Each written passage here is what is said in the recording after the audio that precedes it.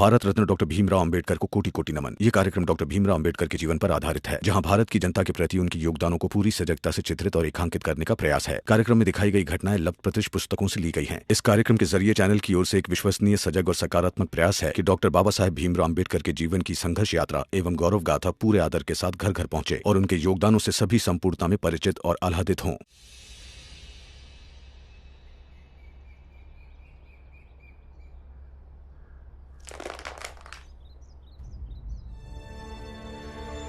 दीदी, कई बार सोचता हूँ कि ये गोटियां फेंकूं तो चलती ही चली जाए, लेकिन कहीं ना कहीं तो ये रुक ही जाती है, कभी खुद से या कभी किसी अड़चन की वजह से।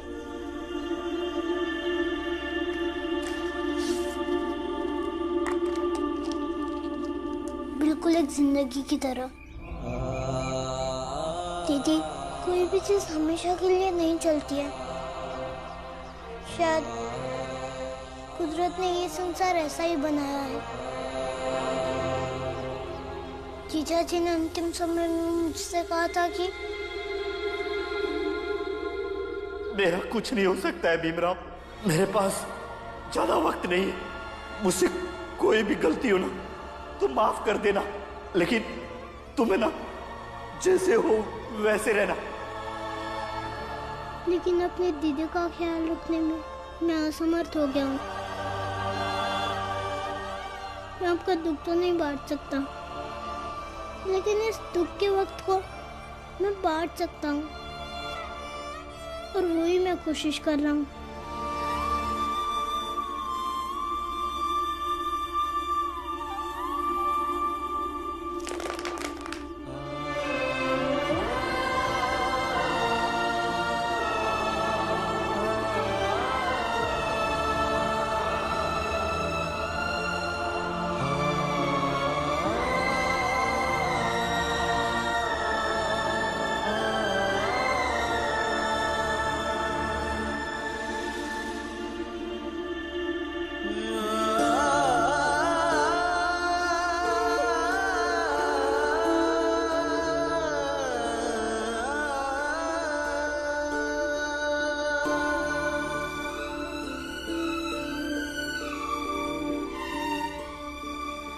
ये ले। बाला भैया, अब मैं बम्बई नहीं जाऊंगा, मेरे बदले आप ही चले जाना। नहीं ध्रुव, तुम ही जाना, मैं बाद में आऊंगा, जब मैं अपनी मेहनत से जाते की दीवार गिराऊंगा तब। अभी भी मुझसे नाराज हो ना? अब तो मुझे माफ कर दो। नहीं ध्रुव, मैं तुमसे नाराज नहीं हूँ, और नहीं शायद कभी था। मुझे खींच थी अपनी जाति में पैदा होने की, लेकिन आई ने, बाबा ने, भीम ने, सबने समझाया। अब एक प्रेरणा से मिलती है अपनी जाति में। खैर छोड़, तू जल्द से जल्द ठीक होके बम्बई जा। तू काम करता रहेगा तभी तो बीच बीच में आकर मुझे तो बताता रहेगा कि वहाँ क्या क्या हो रहा है। वैसे बाला भैया, बम्बई में ना समंदर बहुत मस्त लगता है। मैं तो सोचता हूँ कि हम दोनों मिलके उस समंदर के किनारे एक दिन जोर जोर से बाजा बजाए, और मैं नाचूंगा। डिंक टिका डिंक टिका डिंक टिका डिंक टिका। वो लोग हाँ खुशियों से नाच रहे होंगे और यहाँ सड़ फटा जा रहा है। उन लोगों को औकात में कैसे लाए, कोई रास्ता काम नहीं कर रहा। जब रास्ते बंद हो जाएं, तो धर्म रास्ता खोलता है। लोगों को इकट्ठा कीजिए उनकी जाति और उनके धर्म के नाम पर। उन्हें सौगंध दिलवाइए उनकी जाति की, उनके धर्म की। उनसे कहिए कि राम जी की और राम जी की पूरी जाति का बहिष्कार करें, और यह बहिष्कार तब तक जारी रहना चाहिए जब तक राम जी और उनकी पूरी जाति सातारा छोड़ कर न चली जाए। लेकिन ये सब होगा कैसे पंडित जी? होगा नहीं, परिस्थितियां पैदा करनी पड़ेंगी। लोगों को बोलना होगा कि अगर उन लोगों ने तुम्हारी बात नहीं मानी तो उन्हें धर्म से हमेशा के लिए निकाल दिया जाएगा।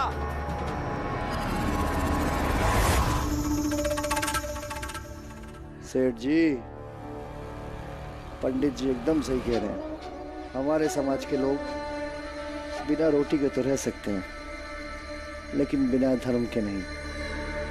तो फिर सुनिए, करना क्या है?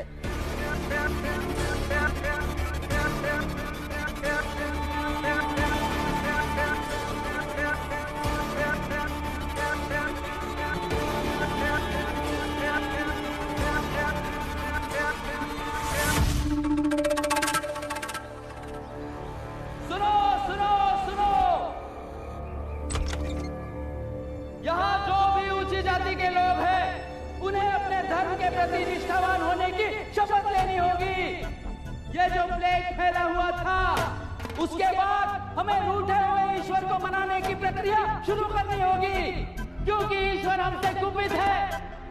उसका कोप हमारी इस धरती पर प्लेग के रूप में फैला हुआ था और ना जाने आगे किस रूप में आ जाए। इसीलिए हमें हमारे धर्म और समाज को फिर से स्थापित करना होगा। प्लेग के जीवाणु कम हुए हैं, इसीलिए सेठ जी ने मोहल्ले के हर एक प्रतिनिधि को अपने घर बुलाया है। जो भी स्वस्थ हो वो आज शाम सेठ जी के घर इकट्ठा हो। सुनो सुनो सुनो, ध्यान से सुनो।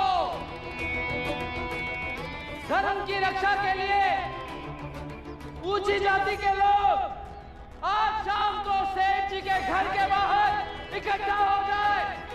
ईश्वर के क्रोध को समाप्त करने को लेकर विचार मंथन होगा। सिर्फ ऊंची जाति के लोग सुनो सुनो सुनो, ध्यान से सुनो। ये क्या कह रहे हैं बाबा? पाखंड रच रहे हैं। जब जब ये लोग कमजोर पड़ते हैं, ऐसे ही धर्म के नाम पर नाटक शुरू कर देते हैं। पता नहीं इस बार कौन सा नया नाटक शुरू करने वाले हैं।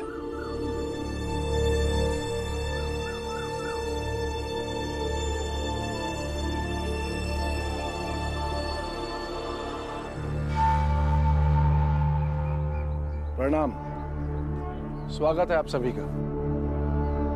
आप सब समाज के ऊंची जात के लोग हैं, मतलब आपकी सोच समझ पूर्ण रूप से विकसित है। इसलिए हमें उम्मीद है कि आप लोगों को कोई बरगला नहीं सकता और ना ही कोई सही मार्ग से भटका सकता है। जब अपने ही लोग बरगला रहे हैं सेठ जी, तो किसी और की क्या जरूरत है? वही मैं सोचूं कि भोपू से ऐलान करवाकर पूरे गांव वालों को एक साथ एक जगह क्यों इकट्ठा किया गया है? सेठ जी, आप पंडित जी द्वारा बताई हुई बातें बताकर हमारा और हमारे समाज के लोगों का मार्गदर्शन कीजिए। जो धर्म के रास्ते से भटक जाते हैं, वैसे लोग जात, समाज, धर्म, परंपराओं के दुश्मन होते हैं।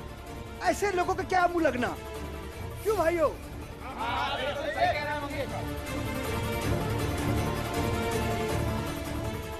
आज्ञा है पंडित जी।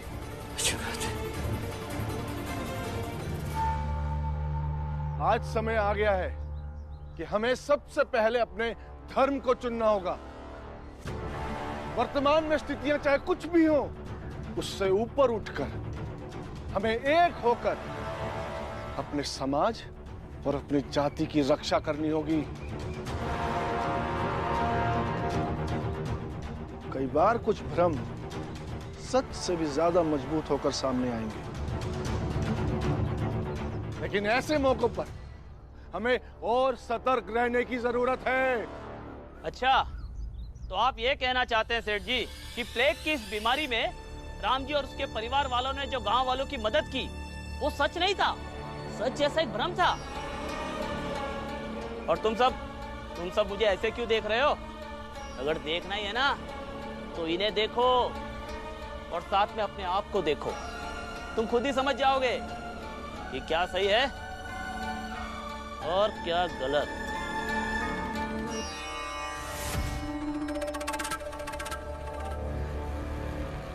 ए कुलकर्णी, तू हर समय हमारे खिलाफ बोलता रहेगा और हम चुप रहेंगे क्या? तूने हम सबको बेवकूफ समझ रखा है? हैं? तेरी तो।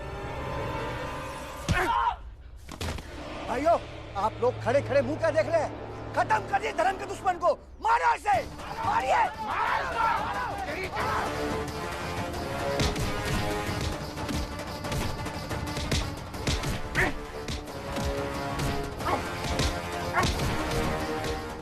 सही किया पंडित जी, बिल्कुल।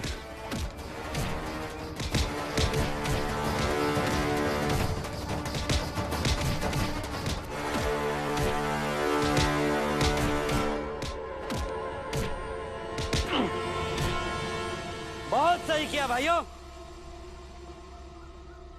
जिस तरह से आप सबने हमारे धर्म और समाज के खिलाफ बोलने वाले इस पापी को दंड दिया है, इससे तो यही साबित होता है कि हम सब साथ हैं, हम सब एक हैं। क्यों भाइयों? अगर आप सब साथ हैं तो इस तश्तरी में से एक फूल उठाइए और शपथ लीजिए कि हम मिलकर जो भी कार्य करेंगे उसे अंजाम तक पहुंचा के ही दम लेंगे। शपथ लेते हैं, करेंगे उसको। मंगेश,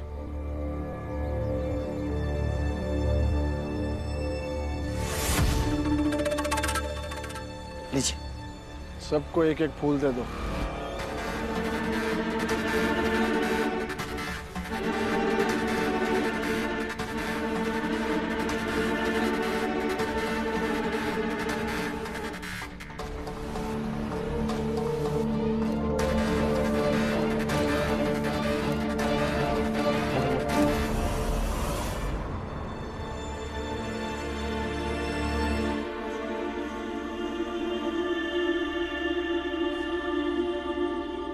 क्या हुआ? क्यों इकट्ठा हुए थे सब लोग? हाँ, अब क्या नया शुरू कर रहे हैं? बताइए। उनके करीब नहीं जा पाया, चारों तरफ उनके ही लोग लगा रखे थे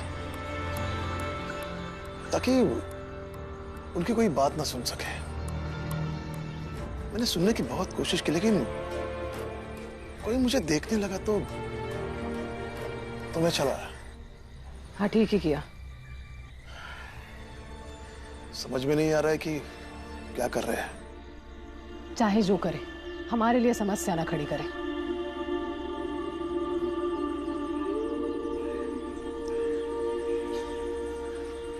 ये भीम और बाकी बच्चे कहाँ हैं?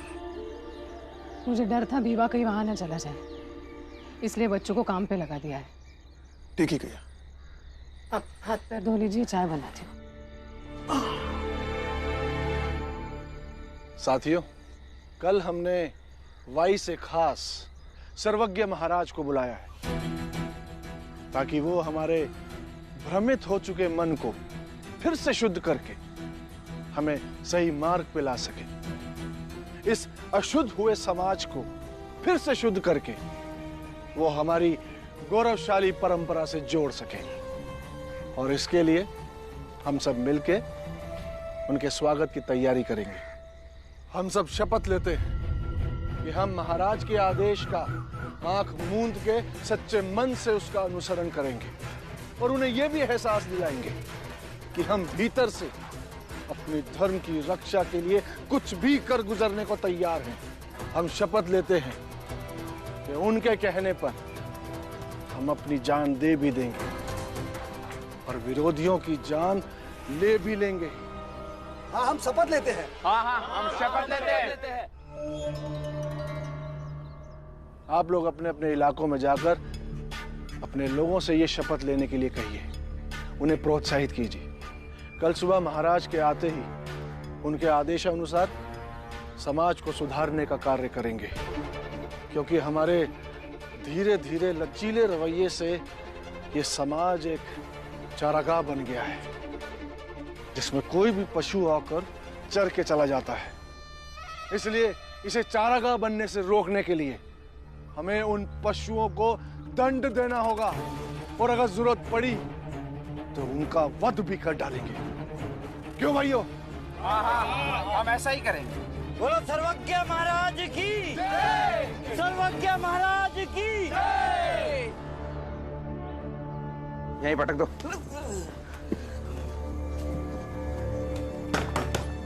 चलो। आ गया बेटा। परेश, परेश, परेश क्या हुआ बेटा? अरे किसने किया ये सब? किसने किया? परेश, परेश, परेश इधर देख, इधर देख। क्या हुआ तुझे? क्या हुआ बेटा? बेटा मैं माँ हूँ तेरी, देखना मेरी तरफ, देखना।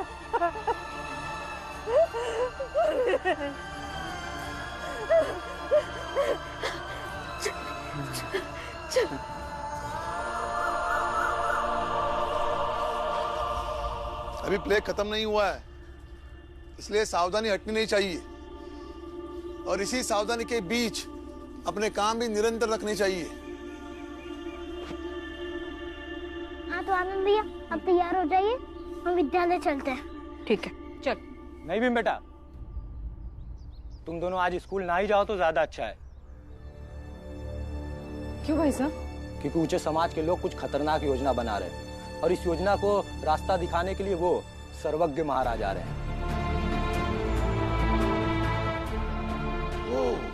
वो वाई वाले सर्वज्ञ महाराज जो अपने प्रवचन में केवल घृणा वाली बात करते हैं, खुद को धर्माधिकारी समझते हैं और लोगों के सर पर पैर रखकर आशीर्वाद देते हैं। हाँ, ये वही सर्वज्ञ महाराज है और उनके आने से पहले भीड़ ने उनका सहारा लेकर कुलकर्णी पर पत्थरों से हमला कर दिया। क्या बात कर रहे हो?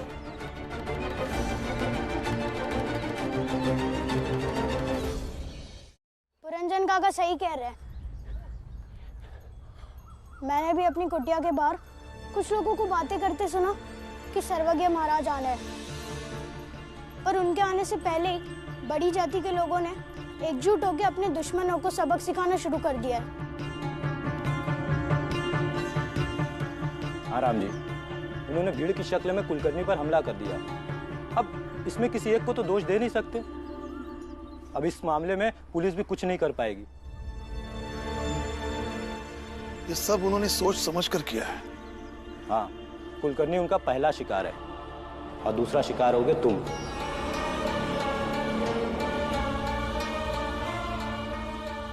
अब ये मत पूछना राम जी क्यों, क्योंकि इसकी वजह तुम जानते हो।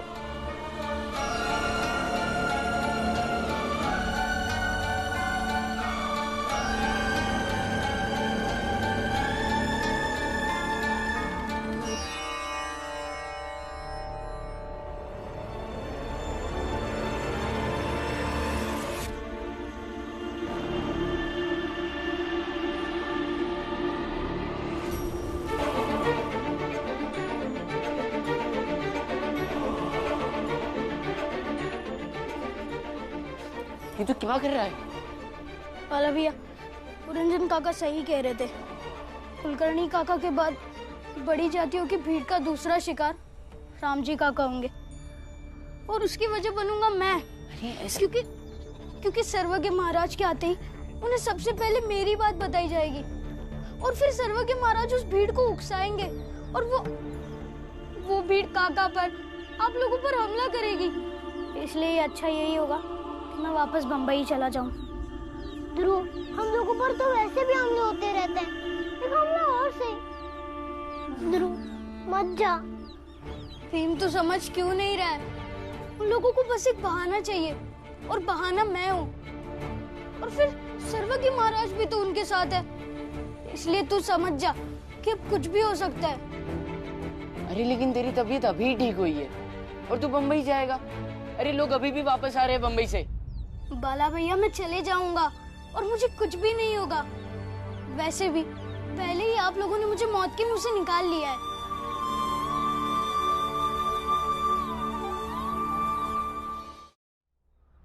तुम्हारे जाने से कोई फर्क नहीं पड़ेगा। फर्क पड़ेगा भीम। वो लोग अभी तक सिर्फ तुम्हें तंग करते थे, लेकिन अगर मैं यहाँ रहूंगा तो वो लोग कुछ भी कर सकते हैं, क्योंकि मुझे देखकर मेरा बाप ही उन लोगों को उकसा देगा। तो आए बाबा से पूछ लो तुम। नहीं, मैं उन्हें बताऊंगा तो वो लोग मुझे जाने नहीं देंगे। तुम भी बाद में बता देना, क्योंकि मैं नहीं चाहता कि मेरे कारण आप लोगों पर कोई मुसीबत आए। और इस बारे में अब मैं किसी की कोई भी बात नहीं सुनूंगा। मैंने फैसला कर लिया है और इस फैसले से अब मैं नहीं हटूंगा।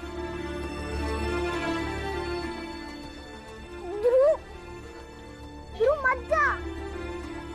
ठीक है ध्रुव, लेकिन मैं तुम्हें स्टेशन तक छोड़ने के लिए आऊंगा। और भीम, आई को थोड़ी देर के बाद ही बताना जब बम्बई के लिए ट्रेन निकल जाए, ठीक है?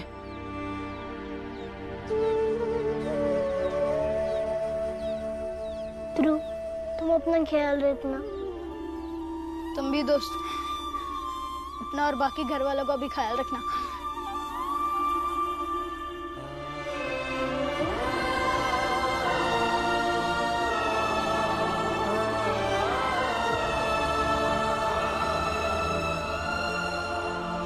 चल अब मैं चलता हूँ।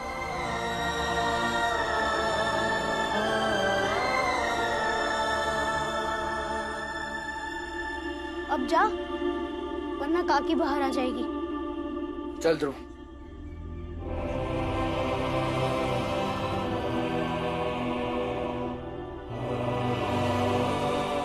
ध्रुव, तूने हमारे परिवार की सुरक्षा के लिए इतनी बड़ी कुर्बानी दी। दोस्त, ये एहसान मैं जिंदगी भर नहीं भूलूंगा।